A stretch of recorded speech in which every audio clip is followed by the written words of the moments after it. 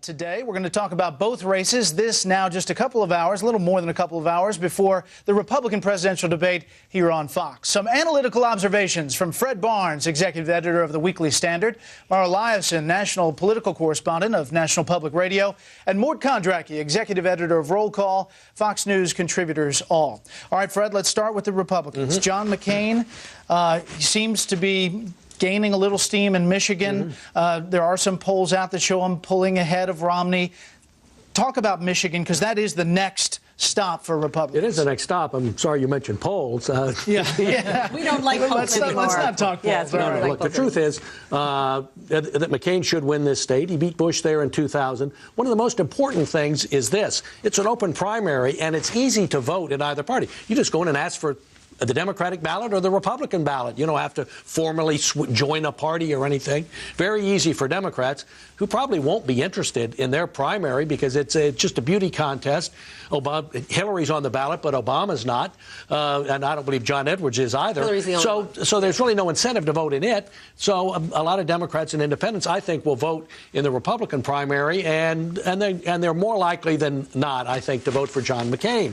And Romney, Romney says it's his home state, and it is. He hadn't lived there for over 40 years. That's a long time. He moved to Massachusetts, and so I think basically the political landscape there favors McCain. I think if it's a must-win state for both of these guys. Romney certainly has the money to continue no matter what happens in Michigan, but I think there'll be a lot of questions raised about his candidacy if he loses 3 out of the first big ones. I think for McCain, he has to show he can win somewhere outside of New Hampshire. This happened to him before.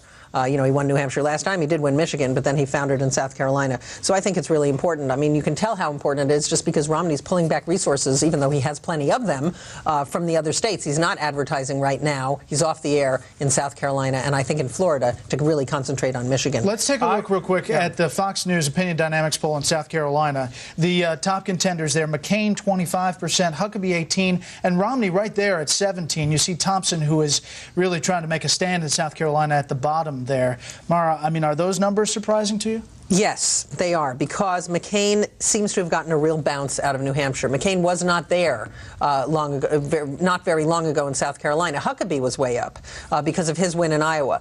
But I think, the interesting thing about this race is, and everybody's waiting to see if this happens, will this become a race between Huckabee and McCain? I mean, first we got to get through Michigan to see what happens with Romney. But if it does, it's going to be fascinating. I mean, one person that the Republican establishment considers a heretic, and the other one that they consider an unacceptable maverick are going to might be battling it out. Right. I want to turn to the Democrats. You have something quickly? Well, I would expect tonight's debate to be a pounce on McCain time, because both Huckabee and Mitt Romney have got to score points against McCain, who seems to be the front runner both in Michigan and South Carolina. One fascinating thing about our poll is that when you ask who is the true conservative, Romney doesn't score. For all this bending himself out of shape, he is still not regarded as a true conservative. The operative word there is true. Let's talk Democrats.